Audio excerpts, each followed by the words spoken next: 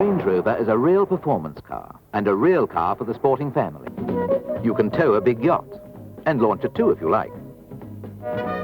Then, free of the trailer, it's off on the open road, with all the punch and go of a fast touring saloon. With 8 forward gears, the Range Rover will go up a mountain. It does. A car for the town, and a car for the country. A car for all reasons. The Range Rover.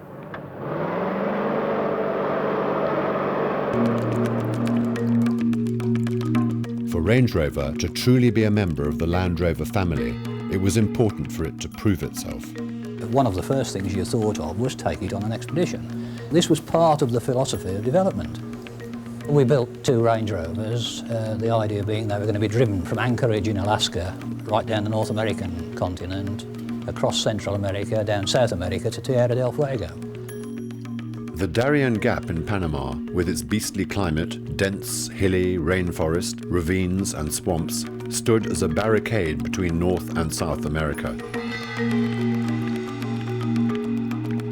The British Army undertook a road-building exercise through this hostile territory, and it cemented Range Rover's reputation for being robust and rugged. The filmmakers viewed it as another milestone for the empire. Our Choco friends watched us leave. From now, they would probably reckon their calendar from the year the motor cars came.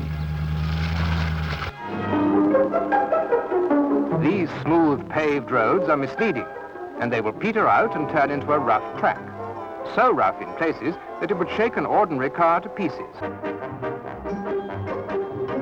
Range Rovers were also put to the test in other parts of the world.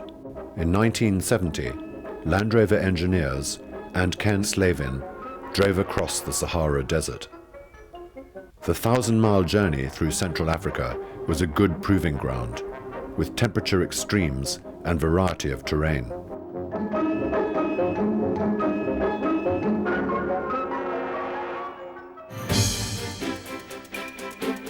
Meanwhile, the humble Land Rover 88 and 109 had remained basically unchanged since the Series 2 took a bow in 1958.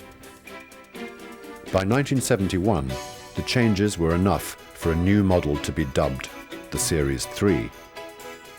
Under a policy of continuous improvement, there is not a single part in this, the first Land Rover built in 1948, that is common to the present model. Everything has been modified and improved in the light of experience, yet nothing has really changed. The Land Rover is still the same chunky, tough, versatile and adaptable workhorse. Once again, the Series 3 exhibited design changes typifying evolution and not revolution. On the outside, hinges were flattened, the air intake was moved, and the old wire mesh grille was replaced with a plastic one. Inside, a new dashboard housed a Land Rover First.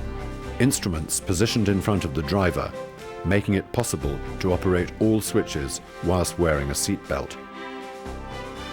But perhaps the biggest improvement was a new synchromesh gearbox, making operation quieter and eliminating the need to double clutch between first and second. The Series 3 was built for purpose and quickly took up global duty. The company celebrated the 1 millionth Land Rover in June 1976. With all this success, it was apparent that this was no ordinary car company. Something special was happening. We was all enthusiastic, mad, keen on the Land Rover.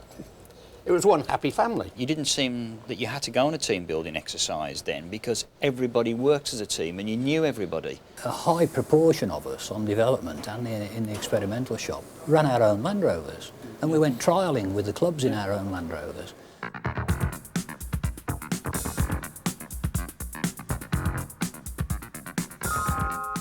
Yet another Land Rover tradition continued. Club rallies built tremendous enthusiasm and loyalty for the marque. Indeed, it's possible to detect the emergence of a new leisure pastime.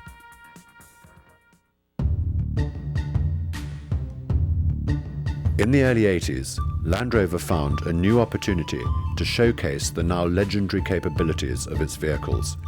It was called the Camel Trophy.